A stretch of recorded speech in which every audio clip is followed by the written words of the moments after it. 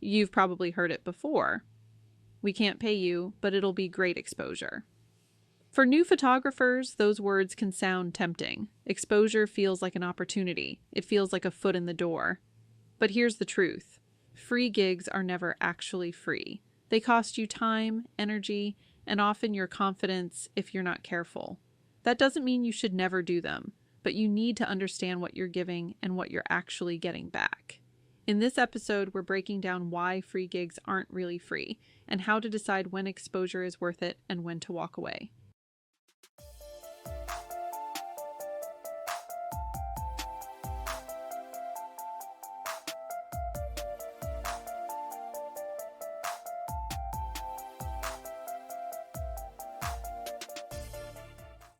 If you've been in photography for more than about 5 minutes, chances are you've already heard those 4 little words. It'll be great exposure. Maybe it came from a friend who wanted you to shoot their event. Maybe it came from a small business asking for product photos. Maybe it came from a nonprofit saying they didn't have a budget but could tag you on social media. And I'll be honest, the first time someone said it to me, my stomach flipped with excitement. I thought, wow, they see value in me. They want me to take their photos. It felt like an opportunity, like a door opening, like maybe this was my chance to get my name out there. But here's what I didn't realize. Those words almost always cost more than they give back. Exposure sounds shiny and promising, but 9 times out of 10, it's an empty promise. It's a way to make you feel like you're gaining when, in reality, you're giving away your most precious resources, your time, your energy, your creativity, and your confidence. And the longer you keep saying yes to exposure gigs, the harder it becomes to step into your worth as a photographer. Let's start with the most obvious cost, your time. A session is never just the time you're shooting. If someone asks you to just pop over for a quick 2-hour event, what they don't see is the prep you do ahead of time, the commute to get there, the shooting itself, the hours of culling and editing afterward, the time it takes to upload galleries, the back and forth communication with the client. That quick 2-hour event easily becomes 10 or 12 hours of your life.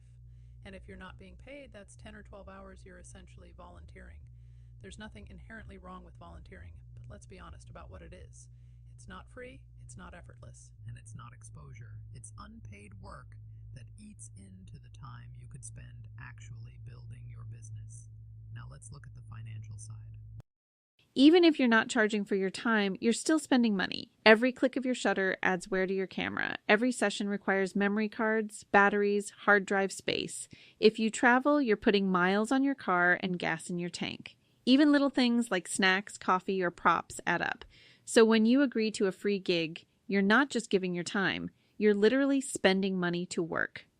Imagine a plumber showing up to fix someone's sink for free because they promised to tell their friends about him. It sounds ridiculous in that context, but that's exactly what photographers are asked to do all the time. But the cost doesn't stop at time and money. There's also the emotional energy. Every session requires focus, creativity, patience. You're not just taking photos. You're managing people's nerves, posing them, encouraging them, making them feel comfortable. That's emotional labor. And it's exhausting. And here's the kicker. People who don't pay for a service often value it less. They're more likely to show up late, to cancel last minute, to make endless demands, to nitpick your work. Why? Because they don't have financial skin in the game. They didn't invest, so they don't feel invested. That makes the whole process harder on you. And if you're pouring that much energy into people who don't respect your work, you're going to burn out fast. There's also a hidden cost that's less obvious, but even more damaging: the precedent you set. Every time you say yes to free work, you're teaching people how to treat you. If you do one free gig for a friend, they'll expect another. If a business gets free product shots once, they'll assume you'll keep doing it. And when they recommend you to others, they'll often say, "She's affordable," or worse, "She's free." Suddenly, your reputation isn't a professional photographer. It's the free photographer. And breaking out of that box is incredibly difficult. I've seen photographers get trapped in this cycle for years. They start with a few free gigs, thinking it'll lead to paying work. But instead of referrals to good clients, they get referred to more people who want freebies. And soon they're exhausted, broke, and discouraged, wondering why no one will pay them. It's because they trained their circle to expect free, and that reputation is hard to shake. Now let's talk about confidence, because this might be the heaviest cost of all. When you keep giving your work away, you start to believe that's what it's worth. You start telling yourself, I'm not ready to charge yet, or I'll start charging once I'm better. You normalize free, and then asking for money feels terrifying. I can't tell you how many talented beginners I've seen stall out because they were stuck in the free spiral. They told themselves they were building a portfolio, but what they were really building was fear of charging. By the time they wanted to start asking for payment, they felt paralyzed. And let's be real, the exposure you're promised almost never pays off. A business tagging you on Instagram, that tag is gone in 24 hours. A friend saying they'll recommend you? They might mention your name, but usually only as the person who did it for free. The number of actual paying clients that come from free gigs is tiny compared to the cost you've already sunk into them. So when someone offers you exposure, ask yourself, exposure to what? Exposure to people who also don't want to pay? Exposure that vanishes the next day? Exposure that undermines your reputation instead of building it? That's not opportunity. That's a trap. I want to share a story here. Early in my career, I was asked to shoot a charity event for exposure. They promised me credit on their website, tags on social, and the chance to get in front of new people. I spent 12 hours shooting, editing, and delivering a gallery of images. They use them everywhere, on posters, online, in print. And you know how many paying clients I got from that exposure? 0, not one. I did get one other nonprofit reaching out, also asking for free photos. That was my big reward for the exposure. I had essentially branded myself as the free photographer. That experience taught me a hard lesson. Exposure doesn't pay bills. It doesn't grow confidence. And if you're not careful, it doesn't build a business. It drains one. So here's the big truth you need to understand. Free gigs are never really free. They always cost you something. Sometimes that cost is worth it, and we'll talk about that in the next section. But most of the time, it's not. Most of the time, exposure is just a way to get you to hand over your time, your money, your energy, your creativity, and your confidence without compensation. If you take nothing else away from this, let it be this. Your time and talent are valuable, even when you're brand new, even when you're still learning. The sooner you start treating your work as worthy of payment, the sooner others will too. Because exposure doesn't build businesses, but respecting your own value does. So if free gigs usually cost more than they give, does that mean you should never say yes? Not exactly. There are rare moments when exposure can actually serve you, but only if you approach it strategically, with clear boundaries and with your eyes wide open. The key is to understand the difference between being taken advantage of and leveraging an opportunity on your own terms. Let's start with one of the only times I recommend saying yes, when the exposure is to the right audience. Not just more people, but the exact people you want to reach as paying clients. For example, if you're building a family photography business, shooting a styled session for a local kids boutique could put your work directly in front of parents who actually invest in professional photos. If you're aiming at weddings, second shooting with an established photographer can give you experience and connections in the industry. That's exposure that actually aligns with your goals. But notice the difference. That's not just someone dangling vague promises. That's you intentionally placing yourself in front of a relevant paying audience. The second situation where exposure can sometimes be worth it is when it gives you access you couldn't get otherwise. Maybe a venue you dream of shooting at invites you to collaborate on a styled shoot. Maybe a local magazine wants to feature your images alongside an article. Maybe a nonprofit you genuinely care about asks you to donate your services for an event. In these cases, you're not just giving away free work for nothing. You're trading it for access, credibility, or alignment with your values. The key is that you're choosing it, not being pressured into it. Here's a personal story. Early in my career, I said yes to a styled wedding shoot at a venue I couldn't have booked on my own yet. It was unpaid, but I walked away with images that leveled up my portfolio instantly. Those images attracted my first few wedding clients who did pay. That was a moment where the trade-off was worth it because it directly moved me closer to my goals. But notice, I didn't say yes because someone told me it'd be good exposure. I said yes because I could see how it would strategically help me. Another way to use exposure strategically is when it strengthens your network. Photography is built on relationships with clients, with vendors, with other photographers. Sometimes offering your time can build a connection that pays off later. For instance, second shooting a wedding for little or no pay might feel like free work, but if it gets you in good with a lead photographer who refers clients to you later, that's exposure that pays back. Again, the key is being intentional. You're doing it to build trust in a professional relationship, not just to get your name out there. But here's the catch. Even when exposure is strategically useful, you still need boundaries. If you're donating your time, be clear about what's included. Set limits. If you're photographing a styled shoot, specify how many images you'll deliver and how they can be used. If you're donating to a nonprofit, outline the terms in writing, how long they can use the images, whether credit is required, whether prints or digital files are included. Too many photographers say yes without clarity, and then feel burned when their images are used in ways they didn't expect. This is where a simple contract or written agreement can protect you, even for free gigs. It may feel formal, but it sends a message. Your work is valuable, and even when you're donating it, it comes with conditions that not only protects you, it also builds respect.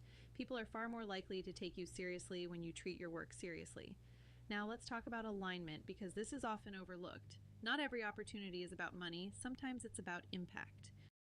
If you're passionate about animals, photographing for a local shelter may not put cash in your pocket, but it can fill your soul and align with your values. If you're passionate about social justice, donating your time to document a cause you care about can be deeply meaningful. That kind of exposure may not build your client base directly, but it builds your identity as a photographer and as a person. And that's valuable too, as long as you choose it intentionally, not because someone guilt-tripped you into it. The key theme here is choice. Free work only makes sense if you decide it fits into your bigger picture. If you're clear on what you're giving and what you're getting, if you've set boundaries, and if it aligns with your goals or your values, then it can be worth it. But if you're doing it out of fear, pressure, or the hope that maybe someday it'll lead to something, it's almost always a waste. So the next time someone offers you exposure, pause and ask yourself a few questions. Does this put me in front of my actual target audience? Does this give me access or credibility I couldn't get otherwise? Does this align with my values or build relationships I want? Do I feel good about this choice, or do I feel pressured? If you can't answer yes to at least one of those with confidence, the exposure probably isn't worth it. The photographers who thrive aren't the ones who never do free work. They're the ones who do it on their own terms, with strategy. They know when to say yes, and they know when to say no. And that's what keeps their free gigs from draining them and instead turns them into stepping stones. So far, we've talked about the hidden costs of free work, and we've talked about the rare times when exposure can actually be worth it. But the real question most beginners wrestle with is this: how do I stop shooting for free and start charging without losing all my momentum? That transition feels like a cliff. You've done a few freebies for friends, maybe a styled shoot, maybe some work for a small business, and now you're ready to be paid. But how do you flip that switch without scaring people away? The first step is to reframe how you see yourself. As long as you keep thinking of yourself as just practicing, you'll struggle to charge. You need to start identifying as a photographer who runs a business, not a hobbyist who sometimes takes photos. That shift in your own mind is powerful because it changes the way you communicate. Instead of saying, I'm just starting out, you can say, I'm booking clients. Instead of saying, I can do this for free to build my portfolio, you can say, here's what I offer right now. Confidence in your language creates confidence in your clients. Next, set a clear starting price. It doesn't have to be perfect, and it doesn't have to be forever. Pick one simple, flat fee that feels fair to you and realistic for your market.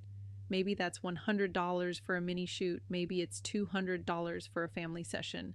The exact number matters less than the clarity. What matters is that money is changing hands, because that's what separates a free gig from a professional one. And don't overcomplicate it with packages and upsells in the beginning. Keep it straightforward. Session, gallery, delivery, you can build out the rest later. Now let's address the fear, what if no one books me? What if I lose all the people who were willing to hire me when I was free? Here's the truth. You will lose some people, and that's okay. The ones who only wanted you because you were free were never your real clients. Let them go. The ones who stick around when you charge, even if it's a small amount, are the ones who actually value your work. And those are the clients you want to build a business on. The next piece is communication. Don't just suddenly start charging without telling anyone. Announce it, share it with excitement. Post something like, "I'm so grateful for everyone who supported me while I built my portfolio. I'm excited to share that I'm now booking paid sessions. Here's what I'm offering this season." Framing it this way makes it clear that this is a natural step in your journey, not a random money grab. And honestly, most people will cheer you on. They'll see it as growth, and they'll respect you more for stepping into your value. Another key step in transitioning is boundaries. When people who are used to free photos ask again, it's tempting to cave. You don't want to lose the relationship. You don't want to feel mean, so you think, just one more. But every time you do that, you reinforce the old pattern. Instead, practice kind but firm language. Say something like, "Thank you so much for thinking of me. I'd love to work with you again. Here's my current rate." Simple, kind, and clear.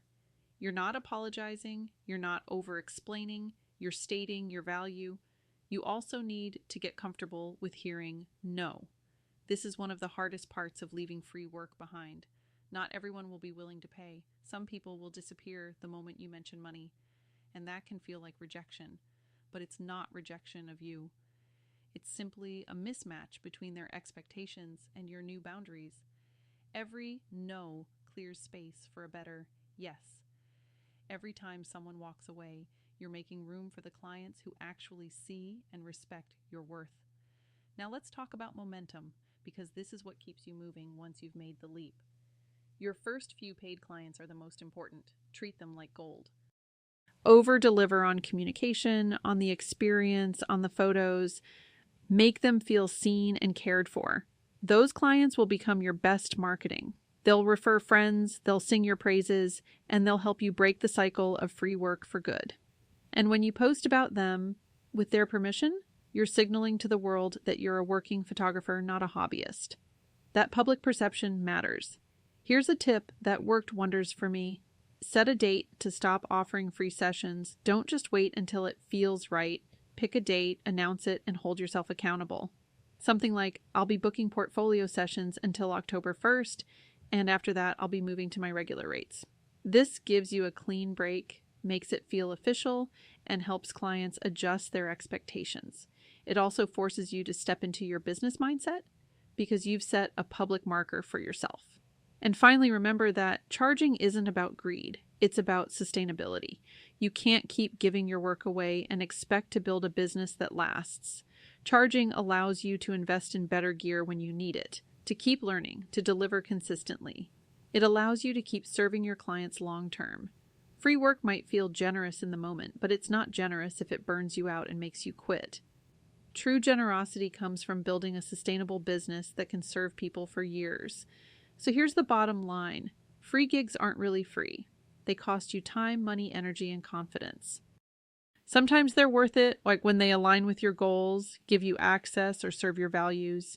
But most of the time, they hold you back. The way out is to set a price, communicate clearly, hold your boundaries, and treat your first paying clients like the foundation of your future.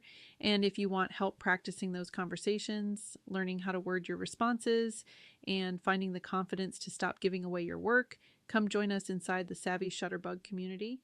It's where photographers at your stage are learning how to move from free to paid together.